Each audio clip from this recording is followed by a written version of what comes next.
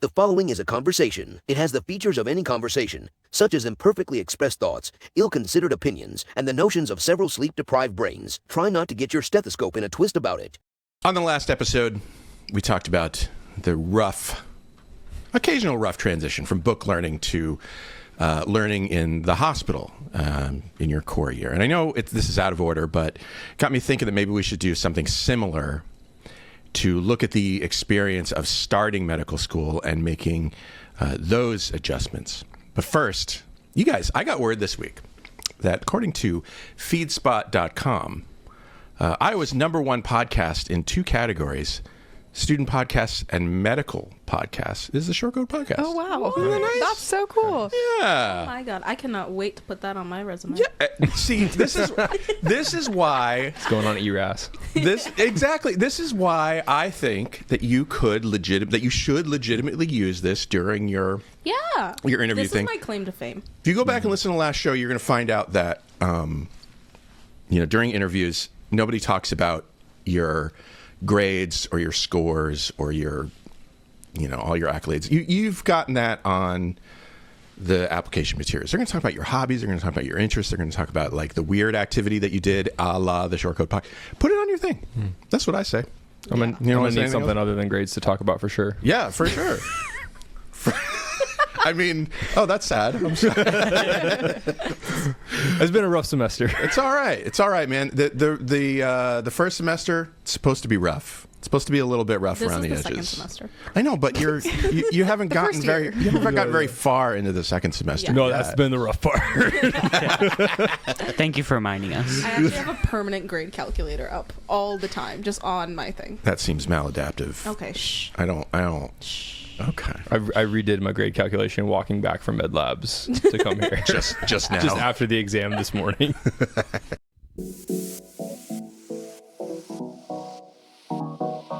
Meandering in the margins of medicine, it's the Short Code Podcast.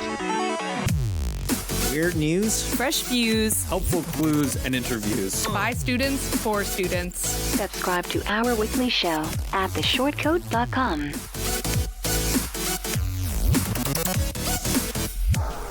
Welcome back to the Short Code Podcast. It's a show that gives you an inside look at medical school from the students drinking from that fire hose. Happens to be a production of the University of Iowa Carver College of Medicine. I'm Dave Etler. With me today in the SCP studio, a bunch of M1s. Zach Grissom is back. Hey. Let's do applause. Yeah. Megan Perry returns. Hello. Yeah. Jay Miller is here again. I am. And come on, applause. Srishti Mathur signed up. Did it. Signed up at the last minute, and I appreciate that. Thank you so much. You got my name right this time. Hey. Yeah.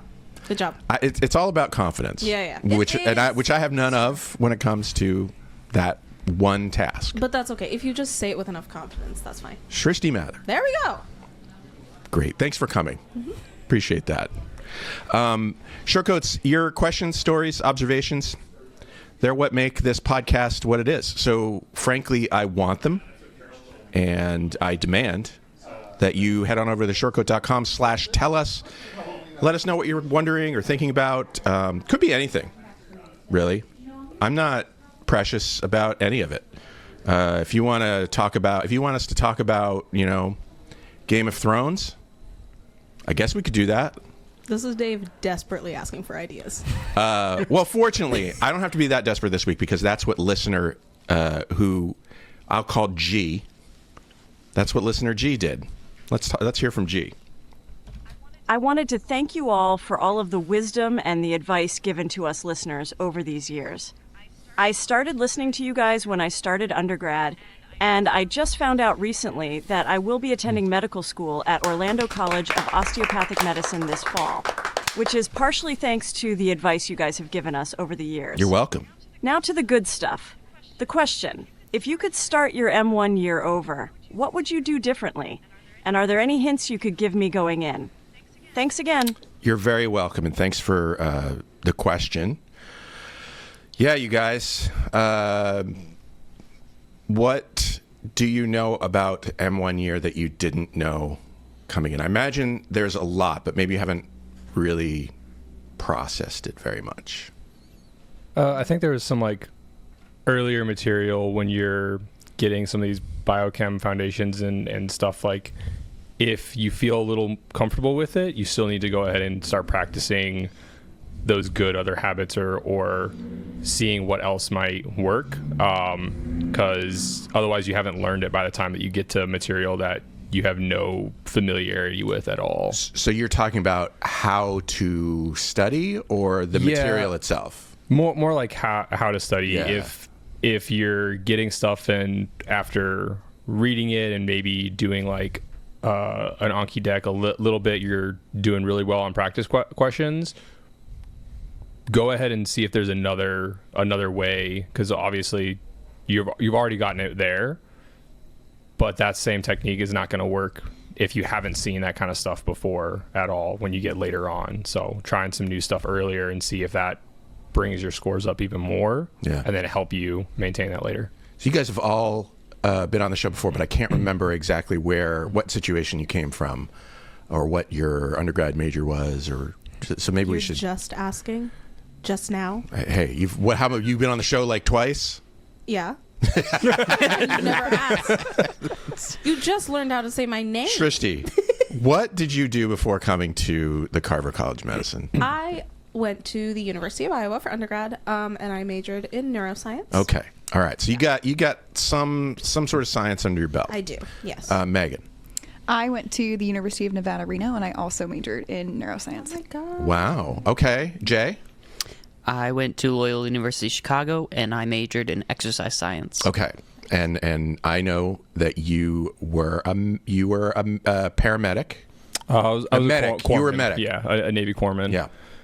For 9 years, and then I got my bachelor's in microbio here at Iowa. Okay, so you guys all have the science background. I wanted to make sure, because I know that about roughly 20%, maybe even up to a quarter of medical students come into medicine with a degree in some sort of liberal arts degree that isn't necessarily science, although they had to get the prerequisites in, so they have some background.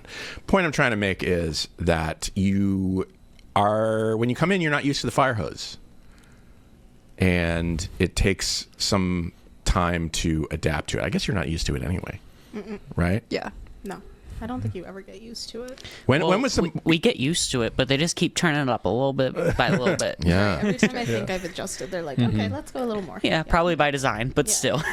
What was was there a moment where you're just like, holy crap, what did I get myself into here? Yeah, for me, it was week 5 of the first semester, which was right before our first anatomy exam. I'm impressed you made it to week 5. But yeah, and I like knew it. We got to week 5, and I was like, oh dear God, because up until that point, basically, like Zach was saying, like up until that point, it's a lot of like biochem and like stuff that we've reviewed, and so I was sort of like coasting along. I knew enough that I could get by, and then we got to that first anatomy exam, and I was like, absolutely nothing that I've been doing is going to work for this, because everything I've been doing up until now relies on me having previous knowledge, and this is completely new. So that was the first time for me. So what were you doing to study? Like bare minimum Anki and like looking at lectures, and because again, like everything for biochem was all review for me, so I was really not doing that much. Yeah. I felt differently because, and I don't know if it was because I took a gap year and I took 2 gap years too. Yeah. So I wasn't used to being back in school, and then biochem for me was like a class I took over summer during COVID, online, that kind of thing. So I kind of felt like I just like forgotten everything anyway. So even just starting for me was kind of like, theoretically it should be review, but I still felt like I really had to work for it. I'm also a certified Anki hater. Oh, okay.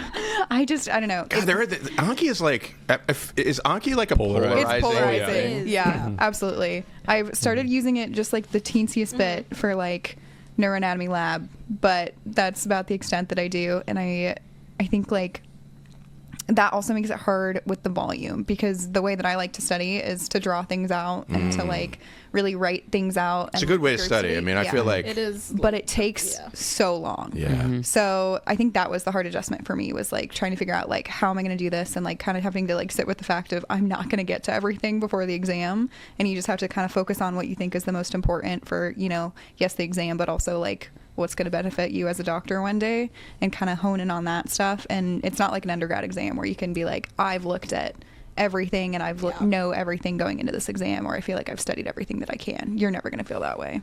It's where the phrase high yield comes from. What's high yield on this exam? What's high yield? Everything's high yield about from you people.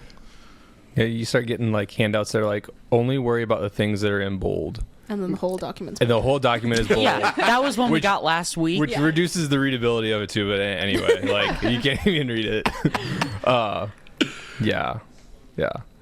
And then sometimes these like high yield things are things that get pointed out, or you get tutoring and stuff, and then those are not the emphasized thing when you actually go and sit that exam. So that's like the that's exam we just frustrating. took. Yeah. Many examples I can. I don't think I studied any of the right material, but that's beside the point. I saw my score and I was like surprised. I'm like, I should not have gotten that. I did not know what I was doing. But I don't know. Maybe you must have known it. I don't think I did. You got the score. I was surprised it was passing. Hey, look.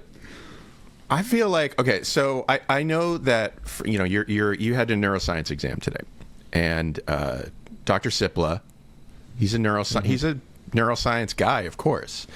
I feel like he knows how to he and the other course directors and professors and all that kind of stuff. They spend a lot of time figuring out how to best get this stuff into your brains. Maybe it's working. Maybe it's working. It might be hard to see that. But there's a reason why. I don't know if you guys probably don't even remember looking through the Carver College of Medicine website, and there's a portion of it that makes a big deal about the Triple Helix curriculum, the New Horizons curriculum. And the whole point of that is that it all sort of weaves together and repeats and returns and comes back, and that's all based on neuroscience. That the more often you get repetition, the more often things connect together, the better the connections that you can make with this material. And it's just kind of in there. It doesn't mean you don't have to do the work, but it's believe it or not, there's a method to the madness. I know it feels like sometimes it's crazy. I get that. So you mentioned something that sort of flopped for you in the beginning. What about you guys? Were there things that you did to prepare for exams or just keep on top of things that just didn't work? Anki. For me, it was week 4, not 5. It was that because the first foundations exam was mostly review. It was kind of like Biochem 1, basically just in 2 weeks. The second exam was a lot of deeper biochemistry that I'd never seen before, and so doing that on flashcards just did not turn out well. Biochem's tough. It's got to be. It sounds like the hardest. I think that's another polarizing thing. There's some people who are like, you're like easing into med school, and other people who it's like, this is just straight like guzzling the fire hose. Yeah. It's really difficult. I had not seen pretty much any of that material before, and so it was pretty difficult to try and learn the first time around. So that was my what did I get myself into moment. Did you panic? Yeah. Yes. It's okay, man. I feel like there's that moment for a lot of people. Yeah. But, I mean, then I learned that Anki is not my best friend for, every subject. So I learned how to apply it to each different subject. So foundations, I didn't apply it at all. Anatomy, I used it. MOHD, I found out that I could make... It worked better if I made it myself, but didn't use it for everything. I just made it for certain terms that would be better just memorize. And so I've learned how to utilize Anki better as opposed to just using it for everything. So if you were to suggest to somebody why Anki is good for some things and not for other things, what would you say? Neuroanatomy is a pretty good example because you can't just memorize everything that goes on with the brain because you'll get it mixed up. And same with cranial nerves, you need to be able to draw it out and think through things. And Anki, many of our professors have actually said this. It's Anki is black and white. It's you're right or you're wrong. It doesn't let you think through processes. Yeah. It's like a rote memorization tool. Yeah. And some things you do need to rote memorize. So yeah, anatomy is probably. I mean, there's connections in anatomy that are important, but also I imagine that there's just a lot of terms. Yeah. There's always Yeah. a lot of terms. Terms are just like being able to name a thing when you see a picture of it. Like, it's great for that. Yeah. But Like, if I'm talking hormones and their effects, I could probably do that with Anki, like, because it's just, this secretes this hormone does this, and like, you're either right, you're wrong, but it's not going through your cranial nerves, like autonomic nervous system type stuff. So it sounds like you discovered a lot of this by trial and error. Yes. A little bit. Did you guys also, you guys also like talk to each other and sort of discover what's working for other people and what isn't. Did that help at all? Or did you just need to like screw it up and figure it out? Definitely screwing it up right now. So the thing is it's difficult to like go ahead and cauterize that wound and like abandon something and start something else, because there's not time to like ease into something, like ease into a new strategy. Yeah. You're changing you have to go ahead and like do it, because otherwise you're splitting your effort, splitting your time. Like, if rewatching the lectures that you think are the most important, like on 2x speed multiple times, is like still part of your strategy, then you're clearly not getting enough time with the other things, as I found out. So you got to go ahead and just, if it's not working the way you want, try completely giving up on it and doing a different strategy. So immediately, if it doesn't feel right, immediately abandon shit. How intentional were you about it? So I started medical school trying something very new. Like, I had never used Anki before in undergrad, and like barely touched a little bit of it in like preparation for the MCAT, but like I didn't really use it at all. And then I used it really heavily with the first foundations exam, and like did fine, but then when I like backed off of it a little bit, because I was like, that was not sustainable, like the amount that I put myself through on it, the second exam I got the same exact score. So like I was titrating down like the amount of effort there, and then we started getting into other material, and I didn't go ahead and try to find a new strategy then. So yeah. Okay. Yeah, I think you have to shift your approach with each new piece of material that is given to you. But also, I found that for me, typically if it's a study method that I don't want to do because it tires me, but I learn a lot, then I realize that that's the one I have to use.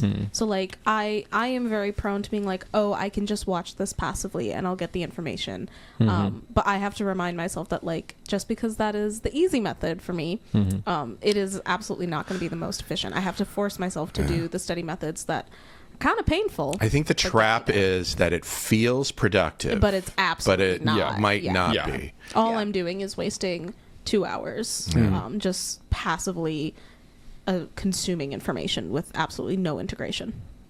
Yeah, I feel like that's a good observation. I mean, the whole point, I feel like from what I've heard over the years, you're learning the most when you're the most uncomfortable. Yeah. Which is the worst. Right. You know, nobody loves being uncomfortable. And another thing that I'm feeling, I think that first pass, like attending lectures, I don't think I'm getting anything out of the notes that I'm trying to take at the same time. So I think we're done with that. I'm gonna just cut it off, because you miss something that's said, or if you're trying to take a second to like draw part of an illustration yourself on the slides that you have your copy of, or something, like you're not listening to the story or the way that it's getting past to you. And maybe that's something to do if you were to rewatch it, to make that an active thing, when you can can pause and you're not gonna miss something. But I find, even for my job, when I'm taking notes, I'm constantly missing things. And I can only imagine that it's that much worse for biochemistry or whatever. Like you're trying to get stuff down, and then you're like, wait, what did he? I feel like that's important, but it's gone. Which definitely like goes into, I don't know how y'all have felt with your practice with patient interviews and stuff, but like it goes there too. If you're trying to write down every single word or comment that they make because you have to fit it into your patient interview template, like you're missing what the concern is or the way that they're saying it. And you're gonna forget stuff if you just listen to them, but practicing that, you're gonna be better with your like interview taking later on. So you guys have done, speaking of standardized patients, you guys have done this a few times at this point. How do you feel about that method of teaching? I love it. Yeah. Yeah, I think it's. Do you? Yeah, I mean, it's a painful process. Yeah. Like I go through it, and I'm like, I'm shitting myself. I'm worried. Like I am always scared that I am doing. I'm doing that right now. Yeah. Just right. Oh, okay. Well, but it is a very good learning process. I do think like painful things. And Dr. Sipla says this all the time of like getting something wrong is the best way to learn. And I do, as much as I hate it, I do agree. Like putting myself in those uncomfortable situations, doing the study methods that I don't love doing, those are painful to me, but they end up being the highest yield because it tells my brain that what I'm doing is something I need to focus on. I rewire the brain or whatever else is supposed to be how that works. Something amygdala. Just let it happen. Your brain. This is what your brain does, right? Yeah. This is what it's supposed to be doing. Yeah, I agree. I think it's really different to be told how to do something, or like this is how you take a history and these are the things you look for, than it is to go in a room and do it. Especially on a real person that's not your friend, that's not someone that you know well, that's acting like they have real patient problems. And I think it, like, even though it's simulated, it feels very real a lot of the time. They're pretty good. Yeah. They are. We recently had our emotional patients. We just talked about this last week, and but yeah, putting ourselves in those uncomfortable situations is definitely what makes me learn. Yeah. I also think they're a little tougher than normal patients because they want you to say the right thing, so it really helps you like learn how to like pick and pry information out of those patients, like because you'll see patients like that in real life, but I feel like most of them won't be as tough as some of the simulated patients we see. Yeah. If you were to give a number, if you were to give a multiple to the amount of information that you get compared to your undergrad experience, and this may be more relevant to people who have been out of undergrad less time, what multiple would you give it? Am I not expressing that question well? No, I get it. I'm just doing calculations. You're using an advanced system of calculus to figure out. Yeah. I think, okay, so on one hand, you can say, 1 credit hour is worth this much time of like work outside of it. And I think right now our semester, unless you're doing an elective, is like 24 or 25 credit hours for what it's considered, but then some of the courses aren't running fully concurrently. So it's in the end, it's more than double the amount, I feel, than what I was doing, taking like biochem and multiple like upper level micro courses and stuff. So yeah. It almost feels like when I was undergrad and I would have a cumulative final exam at the end of the semester with all of the information from the entire semester on it, that we have that every week or 2 weeks is kind of what it feels like. Well, and when you think about the pacing of like lectures, like an undergrad class is going to have generally like at most 3 1-hour lectures or maybe 3 1.5 hour lectures, maybe at most a week, and then you'll have a couple big exams out of that. We have a couple 3 and 4 hour days where there's like a decent amount of material that's like left to the reader as an exercise. Throw you back to a math book. Yes. And then other stuff that's entirely like self-study. Yeah. I took 2 semesters of neurobiology for my undergrad. Gross. And Gross. the entire content of those 2 semesters was within these first 2 exams we've had this semester in neuroanatomy. So it's a lot. Okay. Yeah. I am fully expecting the same when we get to immuno and hanging on and just hoping to do well once we get there. Yeah, I've heard immunology is a tough one too. Yeah. Do you have you hit or do you worry about burnout? I've burnt out, gotten back up, burned out, gotten back up. We've passed the point of burnout. We're like we're it's well cyclical. Yeah. What were last week? This week I hit the point of burnout and I had to get over it. What did that feel like, and how did you? Yeah, what did that feel like?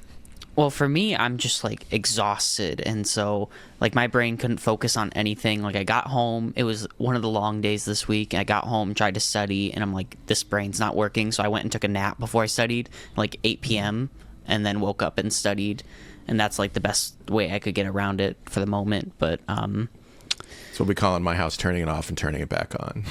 Yeah, because sometimes you just gotta like reboot, give up for a bit.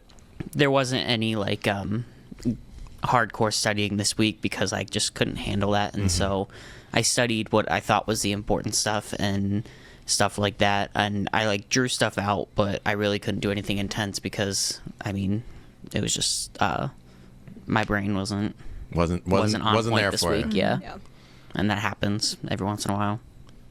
So you stepped away, did not minimal, but you did less than you might have. Yeah, I did less in the first half of the week. The last couple days I cram like I normally do for a test. Well, it's like basically every week. But I have like the light at the end of the tunnel on the weekend. But Monday and Tuesday I was just very exhausted, and so I think it's a learning curve of trying to like recognize when you're tired and you're not motivated, and trying to force yourself to study during those times is just not going to go well. And I think during first semester I was really bad at recognizing that, and I put off a lot of things that I used to like love to do. I was going to ask about this. To like just keep studying because I was so scared of like not doing well because I didn't know what it was going to be like. But this semester I think I've gotten better at recognizing I'm tired right now. If I try to sit down for hours and study, it's not going to happen. Nothing's going to be retained. It's not going to go well. I'm going to get distracted really easily. Like, why don't I just take some time and go read a book or go to a fitness class or do things with friends? And then I think that kind of puts a little fire under your butt for when you have less time later on to study, and it gives you a little bit more motivation, and also just you're rejuvenated to study. I would be angry all the time. This is what I've decided. I would be angry. I think I am. I think under the surface, there is constant anger bubbling. Which for me, like anger is an anxiety response for me, right? If I'm angry, it's probably because I'm anxious about something. Well, there's other reasons for me to be angry, but the point I'm trying to say is like when I get anxious, I get angry, and I know people deal with anxiety in different ways, but that would be the moment where if I found myself getting irrationally angry, I'm sure my wife would be like, I think you need to study less. I have thought about going back to school for X, Y, or Z, and I'm not convinced that I could do it. I'm too comfortable in my life right now. So I'm always, like super impressed by you guys and other people who are like, yeah, I'm going to go back to school for X, Y, and Z, because I'm like, I don't think my brain is. Stop looking at me. I don't think my brain is adapted to that at this point. It's been 30 years or so since I had to like take an exam, other than the cash handling policy exam. You don't have weekly exams for the short. I really don't. No. Yeah. We got to change that. I really don't. I mean, the thing about learning to do something like this is you just do it and see what happens, and then just like slowly accrete knowledge, right? But you can do it at your own you can decide what's okay for now and then like sort of do it at your whatever own happened pace. to just apprenticing to be a physician? Right? Yeah. Well, that's next. Get some leeches or something. That's sort of whatever next. happened to like Go back to bloodletting. balancing the humors. Balance the humors. No, but yeah, taking those big gaps is really tough. Like I haven't had a gap from when I started school till getting here, but I have been out. So you were a Navy corpsman, and then you went to undergrad, and then you came right here. Yeah, and I started while I was still stationed out in Maryland, going to like night classes and like online classes and stuff. And I had forgotten how to do algebra as I'm sitting in Calc 1 because of old ACT scores from high school from like years before, from like literally 5-year-old scores that they were like, yeah, we'll take those. You're like, are you sure? And so like I'm sitting there and had to like teach myself algebra to get by there. And then once I got back into the swing of it, like then it starts clicking and going okay. But yeah. So there was a period of adjustment from I don't know, I guess just coasting along with everyday adult life, and then which has its own things and stuff, and things that you are reading about or learning more about in your professional life, and like adapting into your practice of whatever you do. But it's very different, like you said, to then be expected to vomit that information back out within a week of when you got it. Yeah. So we started talking about this, and then we got distracted. What you mentioned, Megan, that you felt in the beginning like you had to give stuff up. Yeah. So for you, that was. I think when I came in, I was really hesitant to take on extracurriculars. So I did one elective because I knew I wanted to do. I beg you people. Yeah. I beg you people to get started on the podcast. Right? And I don't show up to and nobody shows up. Yeah. None of the M1s are like show I up. don't So I'm even like, thank remember God for M2s, and then the M2s disappear, and then I send out another email. I'm like, please, please. I mean, Zach showed up pretty early. Zach did. Sure. Yeah. I didn't know we could just like sign up for this whenever we wanted until I got your email second semester. So you must have gotten lost in the shuffle this first is actually semester. your fault. Yeah. That is what Jay is saying. Jay is saying this is your fault. That could be, but I feel like I'm also in competition for a lot of other things. Yes, a lot of other arguably more important things. Yeah, where were we? Giving. What were you giving up? Yeah. Well, in undergrad, I was kind of a chronic overloader. I really like to be involved, especially with school. I think it's so fun to be involved in the community. I feel like that's a good way to actually enjoy yourself. Yes. Is to get involved. Absolutely. But I came into med school and was like, I need to not put too much on my plate and really just focus on classes and ease into things. So I just did one global health elective and called it good. Hey, man. That's so funny because I did not sign up for any electives, and also you immediately applied for class president. Oh, I did do that. Okay, it's not class president, it's class representative. Yeah, I did do that. So those were my two things I picked. Yeah. Sorry.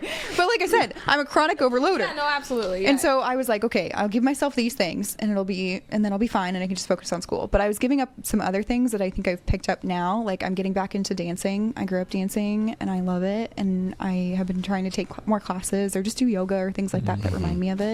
I love the humanities and writing, and I've been wanting to get involved with the humanities program. That's kind of why I'm here right now, and like taking the humanities elective this semester and helping write for frolics and just like adding these things that like they're a lot of time, and I've definitely been busy, but I think I thrive more when I'm busy, and that might not apply to everyone. It might stress other people out, but when I like have to time manage and be efficient in the time that I do have, and then just have all these other things going on that I'm genuinely really excited about, and I'm meeting new people and I'm really involved, that's when I do best. And I've been like honestly like incrementally happier this semester. Yeah. Good. What about y'all? What did you feel like you had to give up? Did we already talk about Well, time wasters, which I knew that going in. I watch, when I don't have like classes, I watch a lot of TV shows, usually rewatching things that I can just have on in the background while I do other things. And like, I go through TV shows at kind of an alarming rate. Favorite show? Brooklyn Nine-Nine. Okay. Ted Lasso is also up there right now. I just rewatched that over break, and But during school, I don't have time to give I give myself 20 minutes a day, but I don't have time to give several hours a day. I've been watching Succession, and I mean, I've been on one episode for about a week and a half now. So yeah, I give up TV, and that's something I'm fine giving up. But you have to make time for the things that are really important to you, and that's not one of those things. But I mean, things like going to the gym or playing squash or racquetball with a friend, I make time for that stuff. Yeah, I imagine that it's important to really sort of be intentional about what you want to keep and what you want to set aside for now, and yeah. Yeah, I read a lot. I'm also very much into the humanities, so I started the humanities elective, which is very exciting. But last semester, my reading, I would always just audiobook on the bus ride to class and back. Yep. And then I think we talked about this, about our stress and our bodies. I think our bodies are very good at telling us when we are burnt out.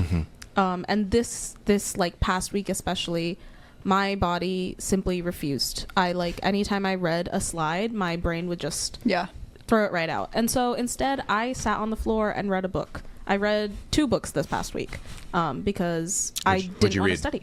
What'd you read? I read Drive Your Plow Over the Bones of the Dead, which is by... It's a really cool title. It's a good title. It's a good title. I'm immediately intrigued. Yeah. It's a fun book. The author is a Nobel Prize winner in literature. And then I read Deep End by Ali Hazelwood, which is just straight trash romance fiction. So, but I couldn't read anything else on my slides. Anytime I would study, my body just didn't want to. And so I gave myself that time to read something for fun, do something I enjoyed, and then I was able to be rejuvenated to continue studying.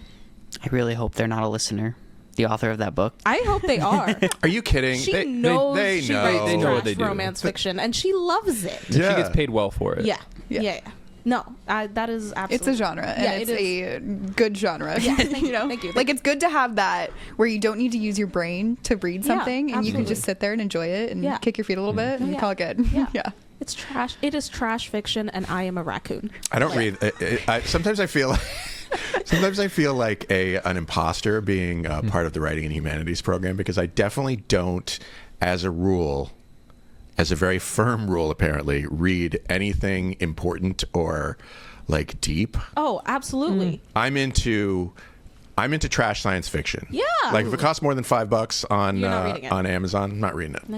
Yeah. Because I'm cheap, and also because even television, even TV shows, I love science fiction, but even TV shows that are that spend a lot of time on different timelines or different crossing over things, and I'm I can't watch this unless my wife's there, who actually has the mental capacity to keep track of such things. So yeah, trash. Yeah. What trash science fiction did you read most recently? Oh, right now I'm reading a series. It's apparently an extensive series. Carl the Dungeon Crawler. Okay, I started. And I can't remember. Somebody recommended it to me. Maybe you did. No, I don't think so. I hadn't read it at all. I had it recommended to me, and then I picked it up from the library, and then got a chapter or 2 in, and then instead have spent the last 3/4 of a month just panicking about neuroanatomy. Fair. So I had to return it, but I do have the EPUB on my phone now, so maybe I can get through some of it, but. This is. Yeah. I'm not even sure I can call this one trash science fiction, because it is extremely complicated.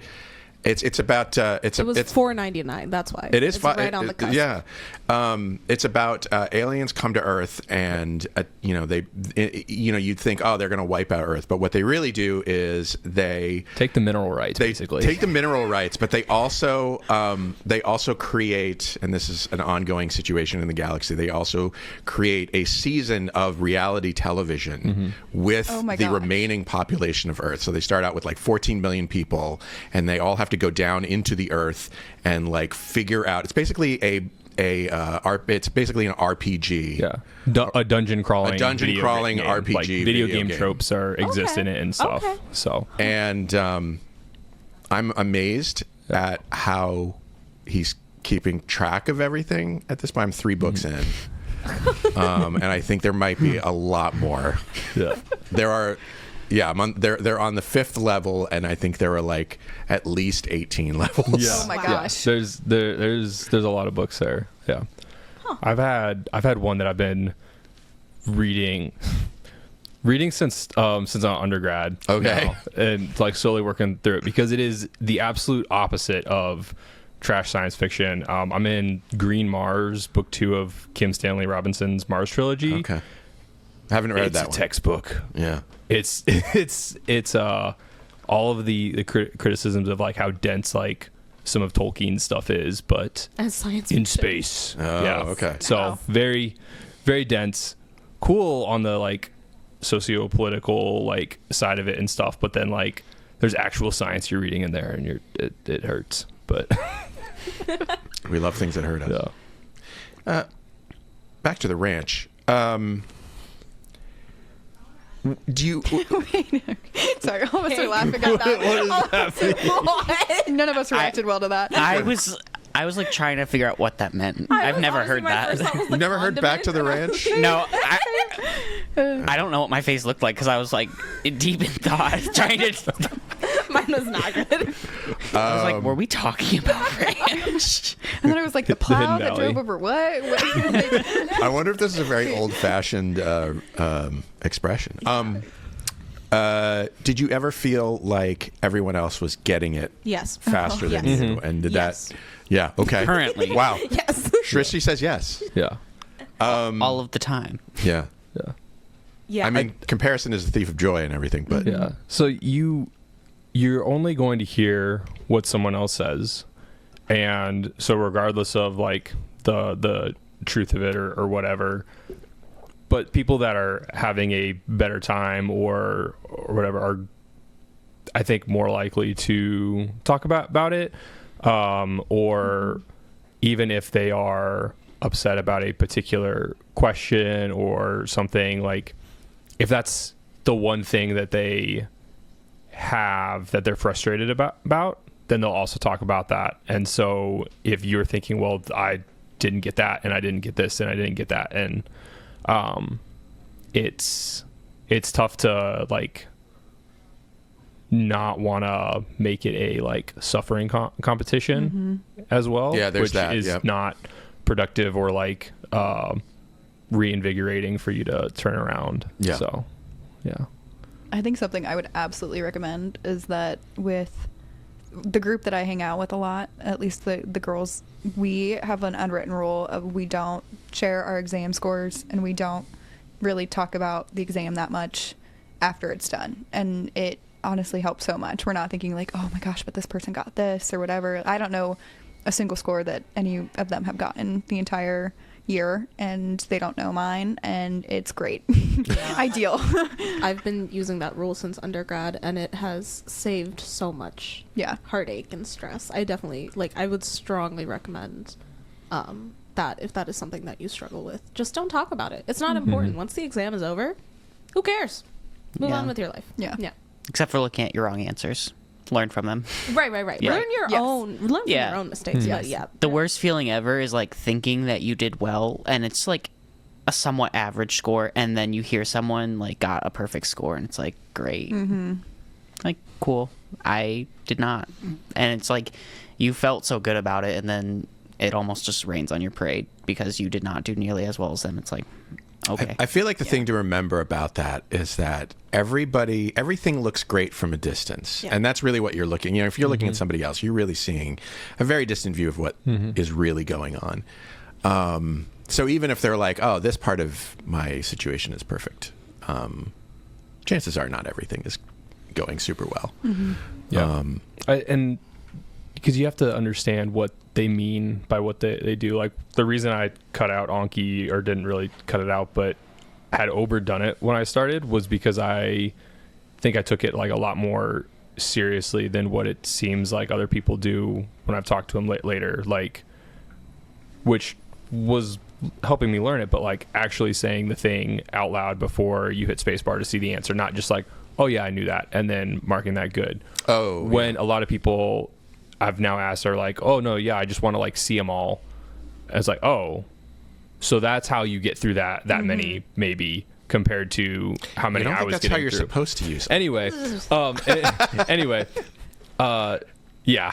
It's like your guys' scales are completely different, but you don't know what the other person's scale and so like is. you've heard me asking some of our friends, like, what do you mean when you say you learned that lecture? Yeah. And you know exactly what I'm talking about. Like, what do you mean? And then they pull out like these sheets of paper and everything, and I'm like, well, now you start internally wondering, well, I didn't already start doing this. Like, do I have time? Am I going to get enough out of it if I start doing that? These like reams of paper of diagrams and stuff they're drawing.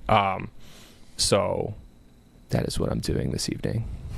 I think also, I was talking about this with a couple of people the other day. Dr. Sipla is very good at what he does, and he holds noontime reviews, which is basically just extra time for people to come in and just review material, ask their questions, etc., etc.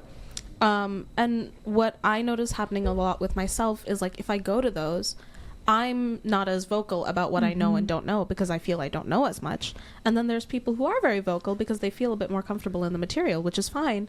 And then I take that as a personal failing, and I grow more frustrated with myself for not knowing enough. And then I find myself like spiraling into this hole of self-pity as I'm sitting in the auditorium, because I've taken their like vocalization of what they know as a personal failing, and that's something I'm still actively working on, because I know that's not true. The minute I leave the auditorium and I talk to other people, everyone else is like, oh, I have no idea what's going on in this class.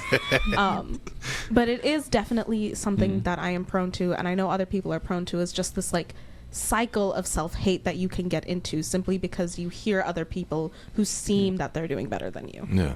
Maybe we do our own noontime review on Monday. Yes. Okay. I think, cool. Like, to that point, studying with a close group that you're really comfortable with helps so much with that, because you can be like, straight up, I don't know this. Who knows this? Who can teach it to me? And it helps all of you, like, you know, share your strengths. And I think that's something that I found works really well, because I do the same thing. I'll go sit in class, or even just in our regular lectures, Sipple will ask a question and then someone will shout the answer from the back of the auditorium. And that happened the day before the exam, and I felt like I didn't know any of the things that people were saying, and I really started, you know, getting in my head about it and panicking. So you kind of just have to take a step back and be like, okay, and maybe I do know it and I'm just not that quick with it. Some and people that's are just fine. really fast. They're fast. Yeah. So, yeah. They had it open to that page by accident. They had the question and answer directly in front of their It was total eyes. accident. Yeah. Well, you mentioned helping each other study, which brings up maybe the final question is, have you asked for help? I didn't feel like I do now with this course, with this unit, when I first thought there was a problem, and that was after I submitted the second anatomy exam. The like lab one felt fine, and then I was very surprised by the score that I got with the like computer-based like question and like patient vignette exam. I thought I was understanding those and working through them right, and outside of a couple that were like misread, there were a lot of those when I looked through the explanations of the foils that I just did not get. So yeah, I got help there and was able to take advantage of some private tutoring, and got back to like a score to end the course that I was happy with. It was like more in line with everything else that I had been doing. But I bring it up because I feel like there is an all too human urge to not ask for help, or to feel bad about asking for help. And you know, you were talking about, you know, studying with friends. I mean, that's certainly a totally valid way to ask for help or to get help. But you know, there's all kinds of opportunities to get help with things if you're struggling. And so for G and their question, I always think it's important to point out, you know, if you're struggling, if you're not getting it, if you feel overwhelmed, if, you know, you're depressed or angry or, you know, whatever, time to ask for help. Take advantage of the opportunities. that are available to you, whether it's reaching out to create a study group, whether it's, in our case, you could go to the Medical Student Counseling Center, you could go to a dean, you could go to your course director. Any of those people are equipped and ready and willing to help out. So find the helpers, and I also think ask. It's really important to ask for help for non-academic things. So one thing my friend and I do at 3:00 today, we're going to have a phone call, and we have all of our topics laid out for what we're going to talk about. And we just... I barely have that for this podcast. No, we don't. But like it is, I was struggling a lot last semester, and I told her about that, and she was like, well, I can help you with that. And so she sort of helps me like emotionally debrief what has happened throughout the week, and I do the same for her, and it does take a bit of a burden off. Like I think, as it is, like, obviously get help with academics, but also make sure that you're getting help and reaching out to your support system when it comes to the more emotional aspect of what you're going through. Yeah, but also remember that med school, just because you're in med school, life doesn't stop. Yeah. So things happen outside of med school that can really affect your productivity and your output and all that kind of stuff. And it's just important to recognize that these things also need attention. I mean, we could be talking about paying bills, or we could be talking about a death in the family. Like, these are all things that can weigh on you when you'd really rather be focusing on neuro or immuno, stuff like that. So brand new first year asks you how to pass your exams, how to pass their exams. What do you tell them? It's okay if you don't, as long as you pass the class. That's my answer, honestly. It's okay if you don't pass your exams, as long as you learn from it. And if you don't pass, don't totally disregard the email that you get from staff. Yeah. I can speak from experience. The asking for help, I struggle with that one because I deleted that email. Everybody does. Yeah. I mean, it's hard. But now I think I would know enough to accept the help. So, I mean, accept the help earlier on is probably my advice.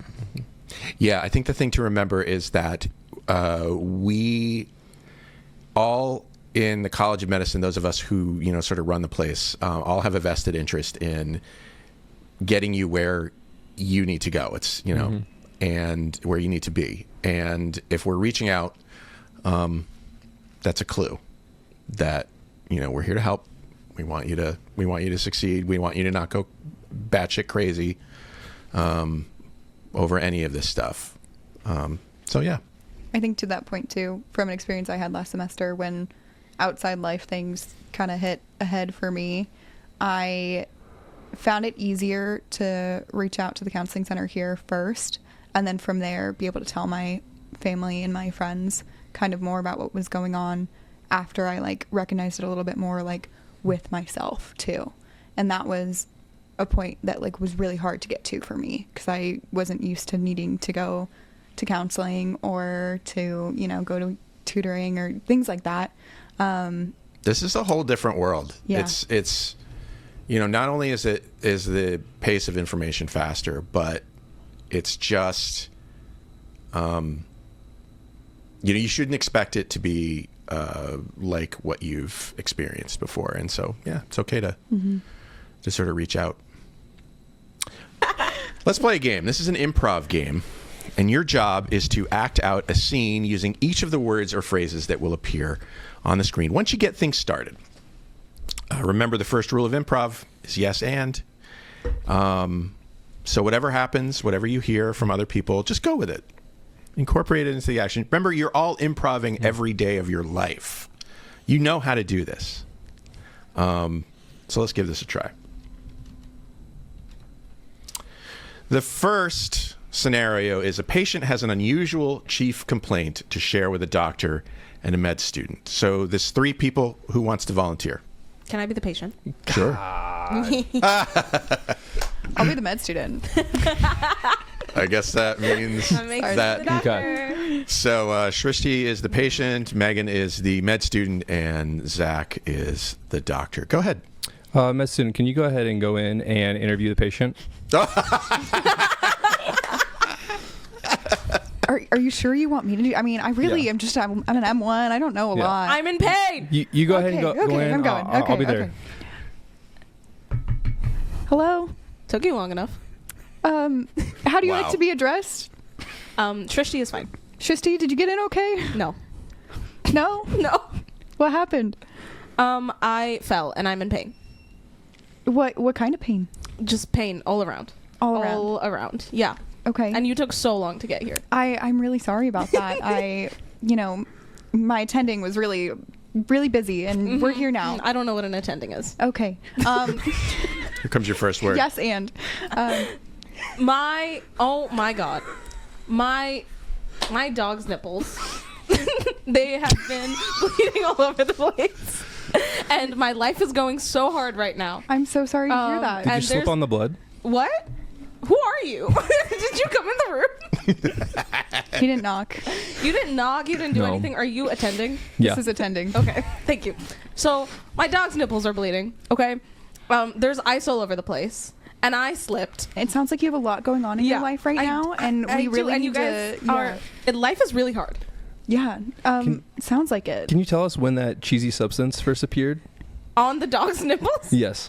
A week ago. How would you describe the consistency of the cheesy substance? Does it have like hamburger juice texture? Or is it thicker? On a scale of 1 to 10, I would rate it about a 9 on the hamburger juice scale. Okay. Yeah. Mm-hmm. That's very hamburgery and juicy. Yeah. Mm-hmm. So my dog has been preparing for the step 1 exam for so long, and then there's ice outside, and there's cheesy substance coming out of his nipples, and there's a hamburger juice like consistency to it, and life is really hard. And I fell on the ice, and now my butt hurts. So what are you and attending gonna do? Attending? CT scan. Ozempic. And scene. Oh my God. You guys did great. Oh my God. I had to wipe my eyes like 4 times. I love how so when I put these together, I imagine these things going a certain way. And exactly how you thought, right? Well, I didn't envision a dog. Dude, that was such a But I great see way what to- you That was so see good. what you did Yes. because I wasn't thinking like I mean, when somebody says nipples, that has a certain I think there's a genderization to that. and that did not occur to me. So I love the way you were like, "Oh, it's my dog." Yeah, that was great. That was really good. All right, let's try this one. 2 doctors are surprised by the cafeteria food. You have to go. Jay. Yeah, I think Jay, you're on the hot I don't seat. know if I'm going to be able to make it through this, but sure. And I'll be the other doctor. Oh, there we go. This cafeteria food is surprisingly good this week. I was going to say the same thing. Normally, I was expecting it to be hard as a rock, but I think the food's good today. You think the food is hard as a rock sometimes? Sometimes, yes. Depends on which dining room you're in. I only come to this dining room. Are there others? Yeah, there's other ones, but it's a very long walk. Oh, okay. Yeah. Well, I really enjoy the gravy that they have at this dining room. Do they have the same gravy? What's the other dining room? Well, what kind of gravy do you like? Brown. Brown? Oh. Well, brown.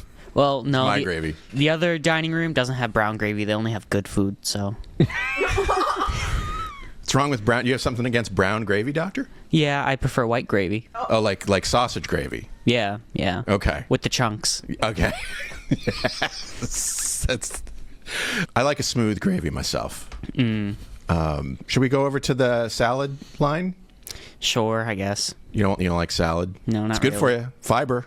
Allegedly. I mean, that's what I learned in med school, and I also enjoy nuts and seeds. Oh, you do? Yeah. What kind of nuts and seeds? The big ones. The big ones? Yeah.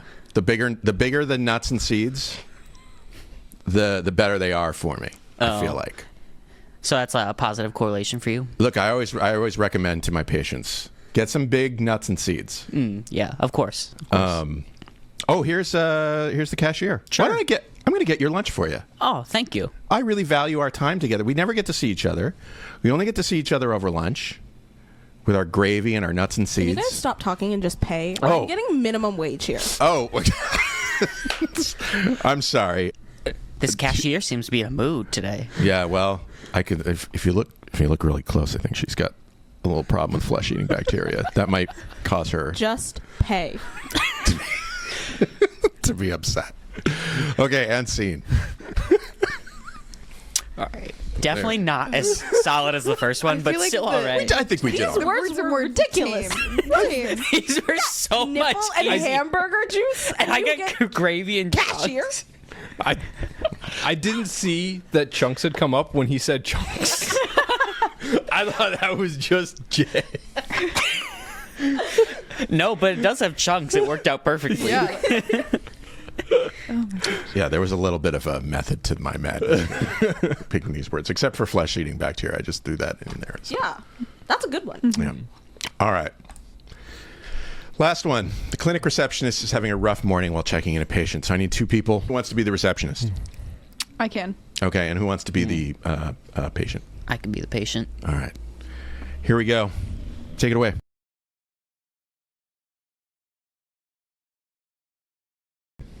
Hello, I'm here for my 9 o'clock appointment.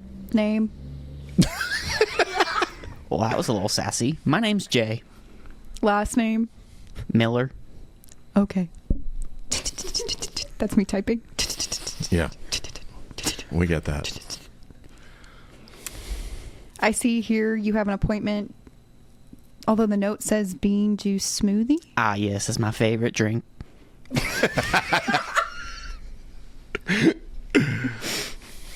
Listen, Jay, I am really having a hard time today, and I would really appreciate it if you just gave me some better advice to tell the doctor what you're here for today besides bean juice smoothie. Well, I got some... What? Well, I got some lipstick on a pig that I'd like to try.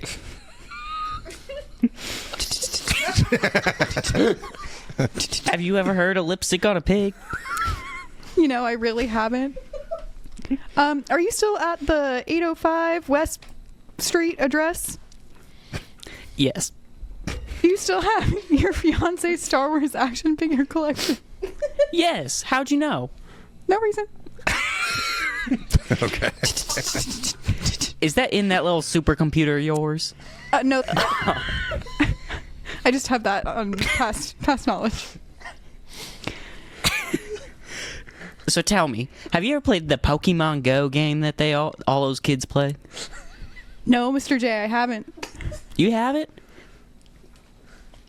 No, I haven't. Well, I just caught this Squirtle out on the street. Listen, and it Mr. was... J, can I just have your birthday, please? Yes, it's April 23rd. Oh my God, that's the day that Kanye West and Bianca, since I don't know, I live under a rock. What's her? How do you say that? Sensori? Sensori. That's the day that they got married. Yes. Okay, married. Ma'am, how am I supposed to know that? Who are those people? You know, are those your friends? You know lipstick on a pig and Squirtle, but you don't know Kanye and Bianca? Yes, ma'am. And scene. When did you turn Southern? Yeah, he turned Southern right away. Yeah, right away. When did you turn Southern? And then I feel like I started picking it up. I'm sorry, ma'am. I don't understand what you're saying. Stop by. Mr. J. Welcome, Dr. Cooper. I do not have a Southern accent. Thank God. Bit of a twang there. So. You didn't hear about Kanye West and, Bianca Sensori this week? I did hear about this, but I don't know I hadn't heard about them before at the Grammys. At the Grammys. Yeah. Oh, okay. Yeah. Well, that's our show. Jay, Zach, Srishti, Megan, thanks for being a part of it. Thank you for having us. Thank you. Thank you. Thank you. And what kind of surprise would it be if I didn't thank you, Shortcoats, for making us part of your week? If you're new here and you like what you heard today, follow the show wherever fine podcasts are available, like Spotify, Apple Podcasts, Google Podcasts, and YouTube. The show is made possible by a generous donation by Carver College Medicine Student Government and ongoing support from the Writing and Humanities program. Our music is by Dr. Vox and Catmosphere. I'm Dave Etler, saying, don't let the bastards get you down. Talk to you in 1 week.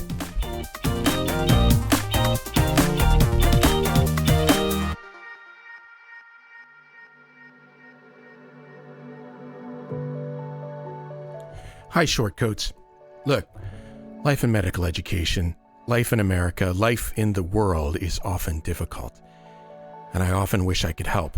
All I have is this podcast, but in my wildest dreams, you have the support you need to lead a life of your choosing.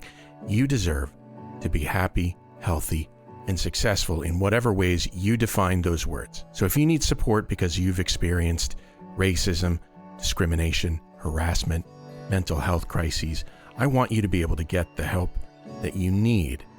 And so I'm going to put some links in the show notes to some resources that you can use. But the bottom line is that for what it's worth, I see you. I know you're out there. I wish I could do more. Maybe I can in ways that I don't understand yet or know about. But I see you, and I'm glad you're here, and other people are too.